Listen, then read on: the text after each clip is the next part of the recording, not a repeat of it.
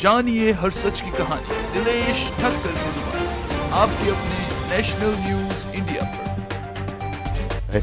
लेकिन हम सब संतों सहृदय से कहते हैं, ऐसा सब मानते हैं कि आशाराम बापू ऐसे कुछ जो उनके पर आरोप लगाए गए हैं, इस आरोप में हमको सब झूठे लगते हैं। लेकिन हम इतना ज़रूर मानते हैं कि एक संत जो अपनी राष्ट्रीय अस्मिता के लिए जो इतना काम करता है वो ऐसे कामों में कभी नहीं जुटता है, क्योंकि कुछ तत्व जो है वो इस राष्ट्र में भी ऐसे हैं कि जो ऐसे काम करने वालों के पीछे लग जाते हैं। तो ऐसे लोग जो हैं वो ऐसे संतों के पीछे लगे हैं कि जो उनको बदनाम करे, उनके ऊपर कुछ FIR हो या तो उनके ऊपर कुछ केस दर्ज हो, लेकिन झूठ का वो पाँव नहीं होते हैं। आगे जाके हम समझते हैं कि न्यायपालिका अपना काम करेगी और हमें न्याय जरूर मिलेगा, जो हम ऐसी आशा रखते हैं जरूर से।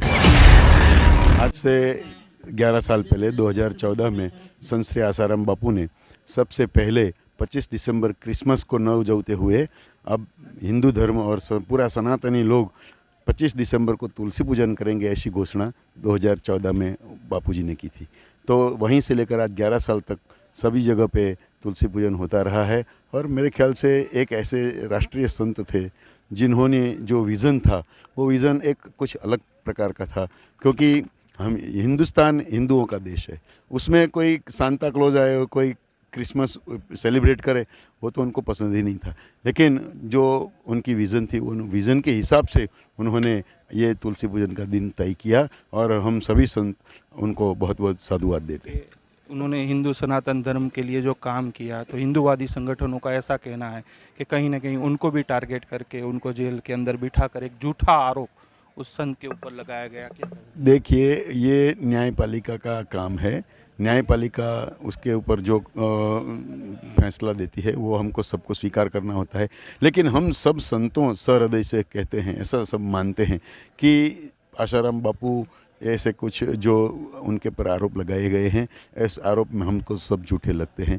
लेकिन वो न्यायपालिका का विषय है, हम संतों तो अपनी अपनी अपनी दिल की बात रजू कर सकते हैं। लेकिन हम इतना ज़रूर मानते हैं कि एक संत जो अपनी राष्ट्रीय अस्मिता के लिए जो इतना काम करता है वो ऐसे कामों में कभी नहीं जुटता है। और इसके ऊपर जो आरोप लगाए हैं वो बेबुनियादी साबित होंगे। आगे की परमात्मा की जो मर्जी होगी वही होगा। जो सनातन का काम करता है, जो हिंदुओं को एक करने का काम करता है, उन पे ही आरोप लगते हैं, उन पर ही टारगेट किया जाता है। क्योंकि कुछ तत्व जो है वो इस राष्ट्र में भी ऐसे हैं कि जो ऐसे काम करने वालों के पीछे लग जाते हैं। कोई कुछ, और जहाँ गांव होगा वहीं कुछ बुरे लोग तो होंगे ही। तो ऐसे लोग जो हैं वो ऐसे संतों के पीछे लगे हैं कि जो उनको बदनाम करे, उनके ऊपर कुछ FIR हो या तो उनके ऊपर कुछ केस दर्ज हो, ऐसी गतिविधियां चलाए। ऐसा काम करने वाले ऐसे कोई राष्ट्र विरोधी तत्व हैं जो जिन्होंने ये काम किया है। लेकिन झूठ का वो पाँव नहीं होते हैं। आगे जाके हम समझते हैं कि न्यायपालिका अपना काम करेगी और हमें न्याय जरूर मिलेगा, निर्दोष बरी होंगे आसाराम। जो हम ऐसी आशा रखते हैं जरूर से। जानिए हर सच की कहानी दिनेश ठक्कर की जुबान आपके अपने नेशनल न्यूज इंडिया पर।